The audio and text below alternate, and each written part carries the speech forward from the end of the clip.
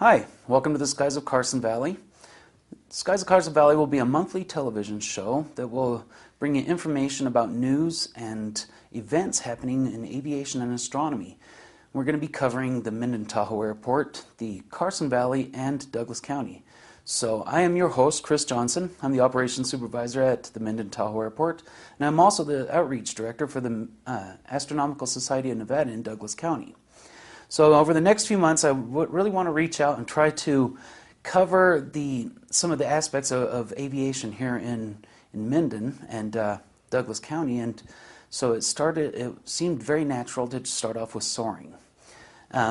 Anybody who knows soaring knows that it's pretty important in aviation, and Minden is pretty world famous for that. So on that note, I would love to introduce my guest, Lori Harden. She is the owner and manager of Soaring and V out at Minden Tahoe Airport. So, Lori, thank you for joining us. I really appreciate you coming out. Thank you. As I was saying, Minden is world famous. It's world famous. We bring gliders from everywhere. So, would you like to tell us why Minden is such a world famous soaring location? Mm-hmm. I would like to tell you that. Please do. Well, we have great year-round soaring conditions. A lot of glider ports or places where they soar are, they're closed in the winter because they're under snow. As you know, Carson Valley doesn't get a lot of accumulation of snow. We can pretty much do some type of flying all year round. Now, in the summertime, we have great thermals. So I like to describe a thermal as like a hot air balloon without the balloon. And our terrain... Good description. Pretty good description. And our terrain allows for those thermals to get kicked off fairly early in the day. There's lots of great mountain soaring that you can do out of the Minden Tahoe Airport. People take long flights. But people like me, I like to pop around, always see the airport, go out on a nice thermal day when there's those cottony clouds. So that's sort of the May to October time. When the winter comes, we've got one of two things. We have either cold, dense air, which soaring pilots who know what they're doing and know how to soar pretty much put their gliders away. Because that dense air doesn't give you anything to play in at all. But for somebody who's learning, somebody who's new to the sport and wants to learn how to soar, or somebody who wants to see what it's like and maybe take a ride, that kind of air is great. It's very stable and smooth and clear, great for photos, great for learning about a glider without any wind or crosswind or thermals making the air rough. And then we also get mountain wave when storms come through, and that's kind of like the double black diamond of soaring. And people go great heights, great distances in that winter weather. So we're basically here every day, and I think that's one of the things that makes Minden so great. Can I add one more thing? Please do. If you come to Minden with your family, which a lot of pilots do, and I don't mean to sound sexist, but it's often dad that flies and mom and the kids that don't. This is coming from the female soaring operator. I know, and that's why there's so much else to do here. I mean, if for some reason you want to take a day off flying or you only fly a half a day, there's everything from hiking, biking, snowmobile, skiing, there's spas, there's antiquing, there's wildlife watching. So when you come to Minden to soar, you actually sign up for a whole lot more. You do, and you forgot to mention astronomy in there. Oh, and astronomy, because it's nice and dark here. Yes, we have beautiful dark skies. But let's talk more about wave, because that's something that's so famous here. And a lot of people, for instance, you've got Wave Camp coming up, but people don't understand what wave is. Well, wave needs it's a special meteorological condition, and you need a few things to happen for wave to occur. Now, anybody local who's seen these big lineups of what look like either spaceships or lens-shaped stacks of clouds on the east side of the Front Range, those are lenticular clouds. If there's enough moisture in the atmosphere, the location of the wave will be marked by those clouds, but you can also have that condition in blue conditions if it's very dry. Wind coming out of the west blows over that Sierra Range escarpment and oscillates. Much like water would, if there was a rock in a stream, when it goes over the rock, it oscillates. The air does the same thing. And if you get in the up band of lift, which is just going to be on the west side of those lenticular clouds, you have smooth air that goes up sometimes 1,000, 1,200 feet a minute, which is a lot of lift. It's a lot of lift. So you can It's fast. basically, so you can basically fly, you put the nose down, you're in enough lift so that you can just put the nose down and fly at, 100 knots and go from Reno to Alpine or... and still be in a climb. Yeah, yeah. Gordon Betker, who you may have on someday, he last 2 years ago, May, flew 2,259 kilometers in that condition in his glider. I mean, he's an he's an expert. Sure. Yeah. Well, and he also did the flight plan to fly up to Rapid City. Yeah. And unfortunately only made it to Idaho. I say that sarcastically because he flew to Idaho in a glider from here. So that's pretty impressive. Wave can be a little bit turbulent before you get in. I think of it very simplistically as there's this bunch of organized air that you need to get your glider in, but before you get in the organized air, you have to fly through the disorganized air. It's called rotor. Sometimes you can see these round clouds. Underneath the lenticular clouds, those are the rotor clouds you have to get through before you can get in the smooth air. There can also be winds on the ground. I mean, sometimes we're looking up at great clouds, but the winds on the ground are so strong that it's not safe to operate on the ground. So Wave Camp, April 3rd through the 8th. It's a series of safety lectures talking about finding wave, getting in wave, hypothermia, hypoxia, often flying at 18,000 feet. We also have permission to use a column of airspace where we're allowed up to 28,000 feet with permission, with prior permission from the control tower. So people can do what's called getting their diamond, which I liken to getting a karate belt. You have to climb a certain amount once they get off tow. So we teach people how to do that safely. We give them an opportunity to do it dual with one of our instructors, and if they're qualified, they can go off on their own and try it. Well, and even it was 2 weeks ago, Sean Tucker was out and went up to 24,000. Yeah, that's pretty impressive. That's Sean D. Tucker. Yeah, the Sean Tucker. Sean D. Tucker, yes. And he was flying the Duodiscus, which is a 20-meter wingspan, and it was a handful for him. In fact, he's been back several times working on his landings with it because he learned in our trainer, which is a 17-meter, and those 3 or 4 meters, they make a big difference in the handling. So he's been working on his on landing that thing. And he's such a nice guy. I know. Just so much fun. I know. He comes in and the place just vibrates with energy. Sean Tucker's here. Yeah, he's so much fun. And he actually comes over and says hi to us all the time too. But you mentioned Wave Camp, and you've got that coming up. You said April 3rd through the 8th. Okay. What other events you have coming up this We've year? got, the other big thing we do is called cross-country flying. We don't really fly to New York, but when we get out of the glide of the airport, so if you have a glider that's got a 30-to-1 glide ratio and you're 40 miles away, that means to get back to the airport, you need to find some lift along the way. Otherwise, you're going to end up at a different airport. So the skill to find that lift, to plan a route, to maybe fly 300 kilometers and come back to the airport, generally called cross-country flying. And like with Wave Camp, we have a program that we put together to teach people how to do that, how to prepare for a long flight, how to plan your route, how to look at the weather, how to look at the sky, and then we kind of send them out on progressively further and further away, call it cutting the apron strings. Yeah. Let them get a little bit farther away every time. Yeah. And, it's a group of people. We have barbecues. I mean, there's a social side to all this. We have dinners and gatherings and stuff, but we also have lectures and educational sessions. And we always offer dual flight for people who we'd like you to do it dual before you try to do it by yourself. We've got 2 or 3, I think 3 cross-country camps. Everything's on our website, on the calendar on our website. But they're meant to be both educational seminars and a time for people, like-minded people, to get together and enjoy each other. Kind of like when you have your stargazing nights. It's, everybody getting together and, do you call them stargazing nights? Star parties. Star parties, of course. Stargazing sounds so quaint. Yeah, We call them star parties, and we welcome everybody to come out to those. Most people don't realize that they can see what they can see. Oh, so I know. Well, here... We tell them, come on out, we'll show you. Yeah, I mean, I'm just amazed what you can see with your naked eye here on a dark night. Yes. Yep, I knew I had found my home when the first night after I bought my house here, and I walked outside and I looked up and I saw the Milky Way. And I sat down and I just sat there and looked at the Milky Way and I said, this is my home. I'm home. So now I built my observatory. But let's get back to you. We'll stray off onto astronomy here in a minute. I just wanted you to feel included in the well, thank you.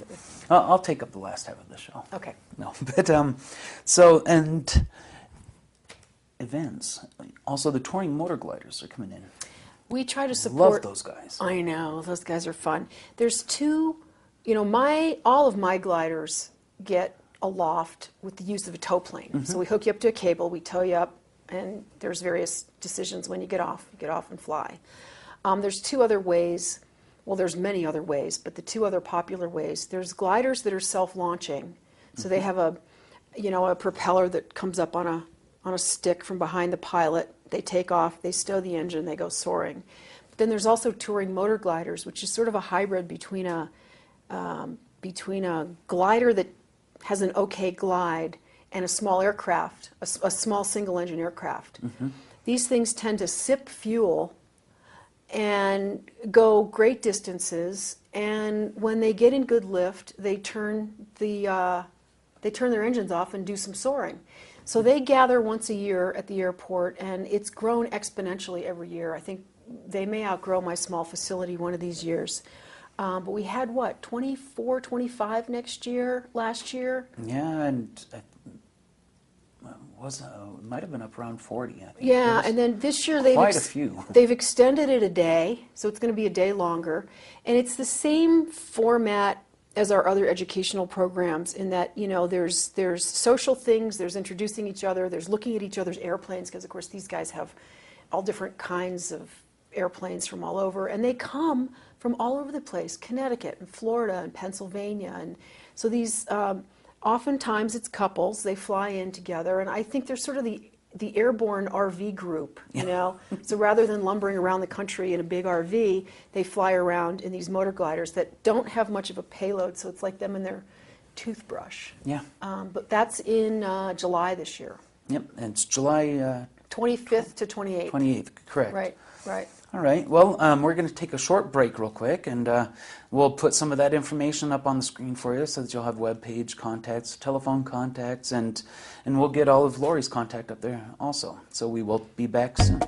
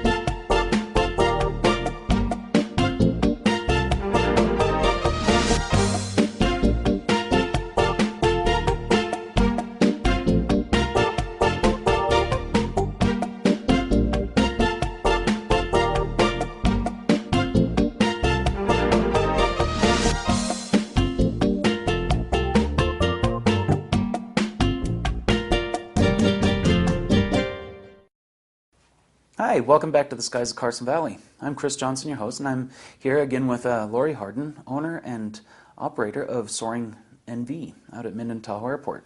We've been discussing one of those important things that makes Minden such a famous place in aviation. So when we left off, we were talking about touring motor gliders, but I'd really like to get into something that is very valuable to the future. Right now we have a shortage of pilots. We're facing a nationwide shortage of pilots. So if a young man or a young woman wants to come out and learn to fly, how do they do it? Well, we have an introductory lesson. I mean, first of all, if you've never been up in a glider before you commit to learning, be nice if you tasted it, if you will. Yeah. So you can take an introductory lesson with one of our instructors and see what you think. Be on tow, off tow, float around, come back, do a little bit of ground school. And as far as signing up for a program, there's a couple different ways to do that. We have started our Youth Soaring Academy. So for ages 14 to 18, if you want to learn how to soar, we have, shall we say, incentivized pricing. If you're in that program, because some kids find it a little expensive to do. And then also through the Minden Soaring Club, which is a separate nonprofit organization, they are awarding scholarships. So our scholarships for this year have been awarded, but we'll be doing that every year. So we're hoping that youth can get into soaring for a reasonable amount of money and have it subsidized somewhat. That helps. The way we do the training is very structured. We use a set of books called the Glider Flight Training Manual, and it is a very structured course of this is what you're learning, this is where you are in the process, this is where you need to go until you can get to solo. That's always a big moment in everybody's life. I mean, I can still remember the day I soloed. Yep. It was amazing. And the way we do that is in a series of lessons. It's usually somewhere between 10 and 15 lessons before you can solo, very age dependent. I think I was put into the sport to make it okay for people to learn really slow, because middle-aged women are like that. They're very careful and they just learn more slowly than a 15-year-old. So a lesson consists of first homework that you'll do before the lesson, ground school, some playing or working really on our simulator. We have a glider specific flight simulator. And it is amazing. I know, it's really fun. It is really amazing. And then get in the glider and go try it in the air. So you work your way through this curriculum kind of at your own speed. Our goal is to turn out safe pilots, not to crank out glider pilots. And it's very individual. Some people take to it quite naturally. Other people, like myself, you have to work a little harder at it.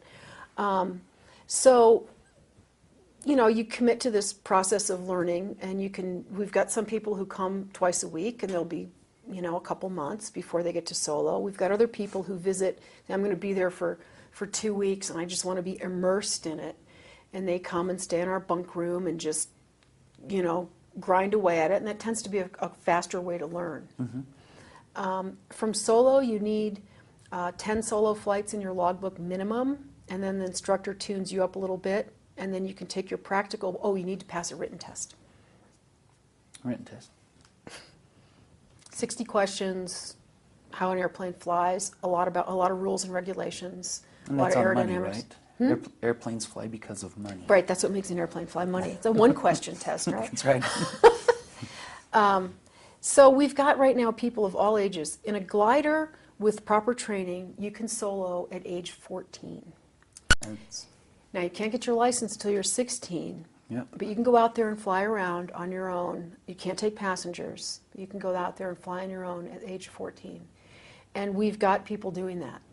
So it's pretty amazing. These young pilots tend to be really good. They just get it, Yeah, it comes naturally to them. Yeah. My younger sister, she's working on her IFR. In fact, I believe she's finished her IFR now. She just turned 18, and it just comes to her like this. So I'm really impressed with my younger siblings, both of them being pilots. What about you? I fly a desk at the airport. Yeah, that's what I fly, a lot of desk too. I have a great view of airplanes out my window, so. But well, the other thing we're doing this summer is we're trying to make we're trying to give people a reason to just come out and fly for fun for a day. So we're calling it the Pine Nut Derby, 4 Saturdays this month. It's already on our calendar. It's on our website. We're going to set a task, so we're going to kind of tell you where to fly, and we're going to grade it like it was a contest, and then we're going to have a barbecue in the evening. So for people who either want to do it with one of my instructors in one of my airplanes, or want to come out and do it in their own glider, it's just going to be a fun day of flying with a little bit of a competitive edge, and then of course good food in the evening. There you go.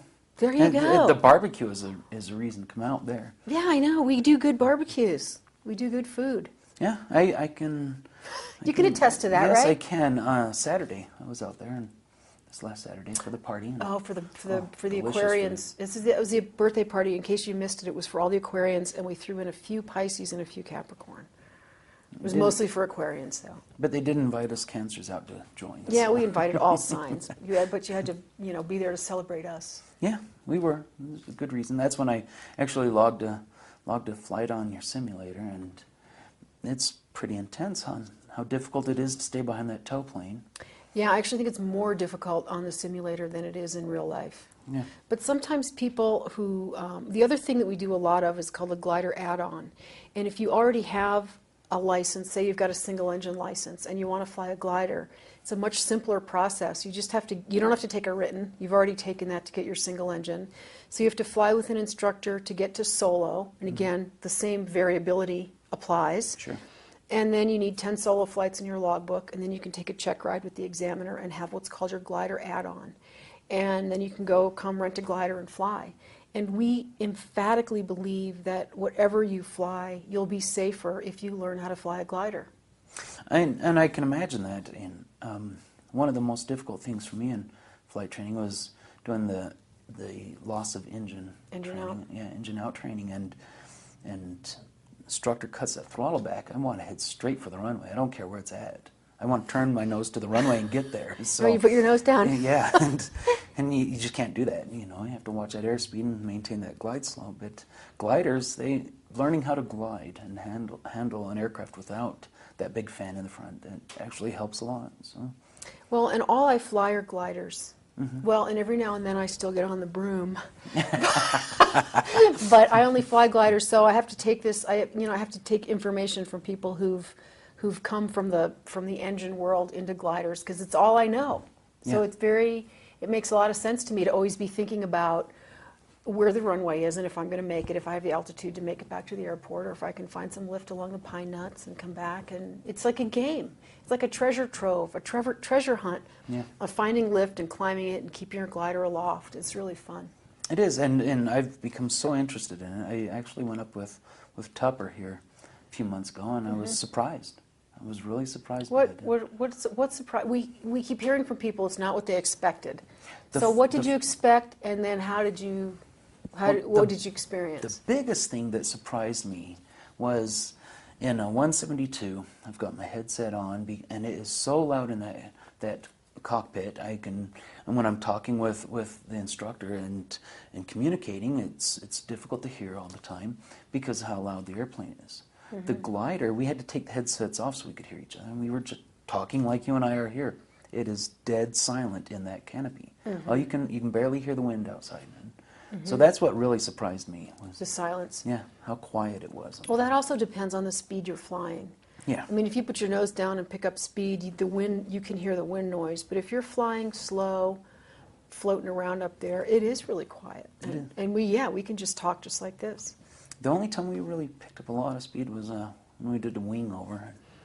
It's pretty amazing feeling when you look out the canopy and all you see is ground. So, but let's get back to talking about soaring NV and because I know there's a lot people love flying. They want to get out there and learn. Mm-hmm. But and you said before you get out and invest in learning, come out and take a ride. Mm-hmm. So what rides do you offer? Well, we sell rides by tow height. So we have a 2,000, 3,000, and mile-high tow. Mm-hmm. And obviously the higher you go, the longer your ride. The more it costs me, the more it costs you. Sure. We sell, $99 is our cheapest ride, $309 is our most expensive ride. We could also customize something for you if you actually wanted to go fly over something and see something. We do have one glider that can take 2 people in the back seat. So for a shared experience, it's pretty amazing. We actually had one of our staff members is a reverend, and she actually married 2 people aloft. Wow. I know, it's pretty cute. But what a ride can be a scenic experience, and it can be, you can kind of choose your thrill. So it can be a wings level. Oh my God, I don't have an engine. Lake Tahoe. You can look at Lake Tahoe, and we hear from locals that seeing Lake Tahoe from a glider is unlike anything they've done before. Or if you're a bit of an adrenaline junkie, we can fly inverted, and we can do wingovers, we can do loops, and somebody called it an e-ticket. That's the scariest ride at Disneyland, right? Is the e-ticket.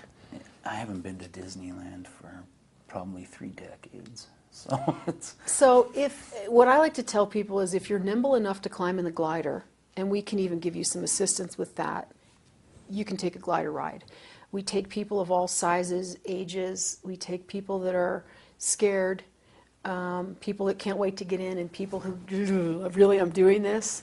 And everybody comes back with a smile. I mean, it's a great experience, and it's a good way to see if it's something you want to do further. But it also can just be a great adventure. Yeah. Even if you just do it once.